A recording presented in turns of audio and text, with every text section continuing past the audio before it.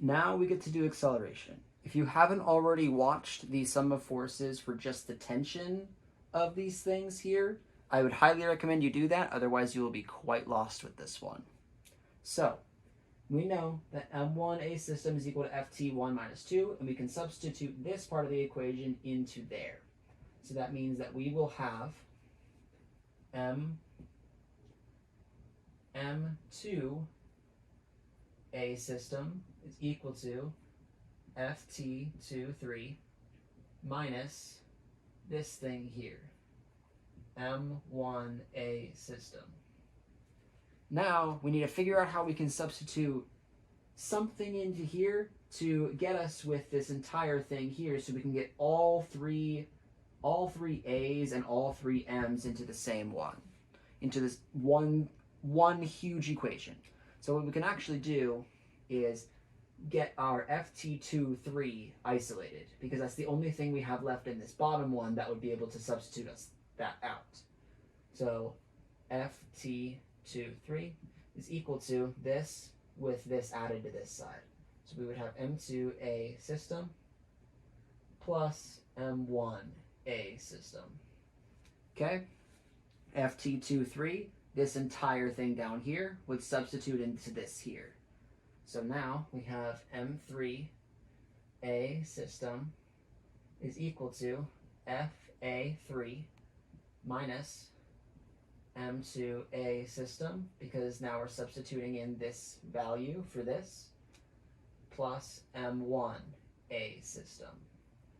Okay, now we can try to isolate values now. Let's get all of our masses and accelerations on the same side and then subtract this over. So we don't actually have to subtract this over, we can just add this over. So we can go M3A system plus M2A system plus M1A system is equal to FA3. Now I'm going to start to bring it over to this side, because things will get a bit simpler as we go along. Now that we have it on this side, I don't know why I moved the thing, even though you guys can see it perfectly fine. We get to substitute our values in now, because we can't go any further. Actually, no, we can go further than this. The one that we can go further with is reverse distributing your A. So now we have A system, M3 plus M2 plus M1 is equal to FA3. FA3 being our 64 newtons up there. Now, if this looks familiar, that's because this equation is how you would derive your system method from the object method thing. So this would be a test question where they would be like, oh, show me proof using the object method on how you would get acceleration or your force isolated from the system method, and how the system method is something you can justifiably do. This work is how. Now, what we do is, now that we have our A as just one variable, we can substitute things in. So let's bring this up here. So our A system is what we need to figure out, times our M3, which is 10, and our M2, which is 4, and our M1, which is 2, is equal to our FA3, 64.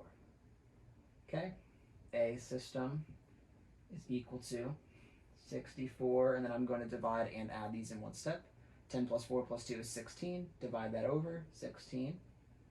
A system is equal to 4 meters per second squared.